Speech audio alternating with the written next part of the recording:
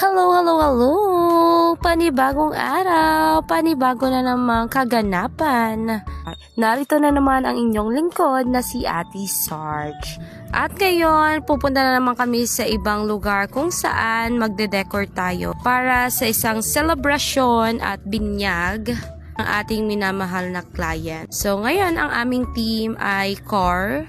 So as you can see, we're going to start na para mag-design. Kasama ko pala dyan ang aking bunsong kapatid. Usually talaga siya yung lagi kong kasama dahil marunong na siya gumawa and maaasahan siya sa mga ganitong bagay. So, isa-isahin na namin yung pagpapump ng balloon. Ito yung pinaka-hard time sa pagpapump ng balloon kasi masakit siya sa kamay talaga, lalo na kung hindi ka sanay. At syempre, dahil sanay na sanay tayo kahit nakapikit yan, kayang-kaya yan. Nung mga time na yan, hindi ako makapag-focus kasi marami ang nanonood sa akin. And syempre, na-overcome naman natin yun. And talaga naman, na-meet natin ang ating target, yung expectation ni Mommy and Daddy. And hindi pa nga kami dyan tapos, pero meron ng mga guests na nagsasabing maganda daw yung aming decor. Syempre, kilig-kilig naman ako dyan. Lang naman ang ating kaligayahan, ang mga papuri para sa inyo. Charot.